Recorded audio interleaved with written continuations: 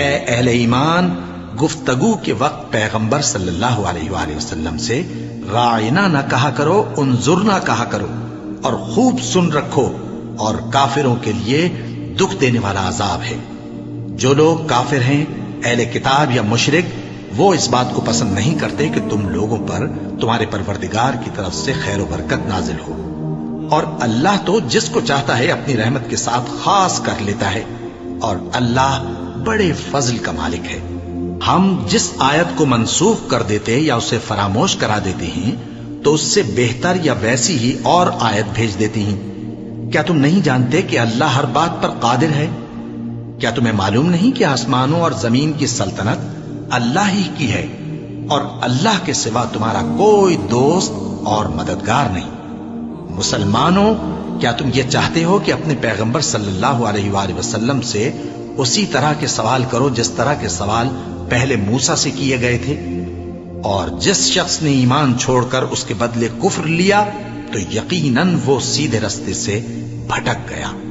بہت سے اہل کتاب اپنے دل کی جلن سے یہ چاہتے ہیں کہ ایمان لا چکنے کے بعد تم کو پھر کافر بنا دیں، حالانکہ ان پر حق ظاہر ہو چکا ہے، تو تم معاف کر دو اور درگزر کرو یہاں تک کہ اللہ اپنا دوسرا حکم بھیجے۔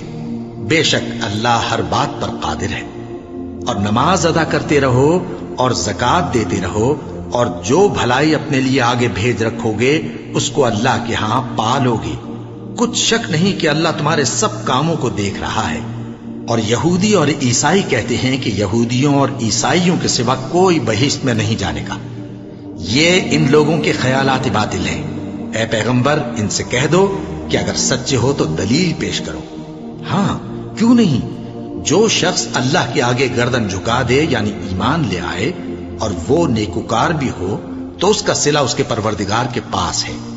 اور ایسے لوگوں کو قیامت کے دن نہ کسی طرح کا خوف ہوگا اور نہ وہ غمناک ہوں گے۔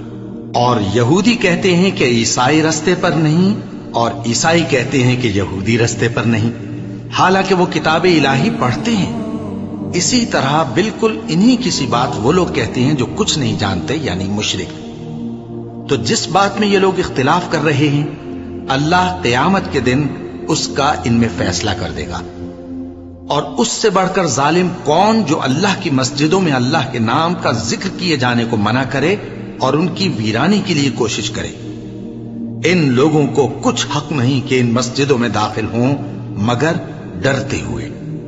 ان کے لیے دنیا میں رسوائی ہے اور آخرت میں بڑا عذاب۔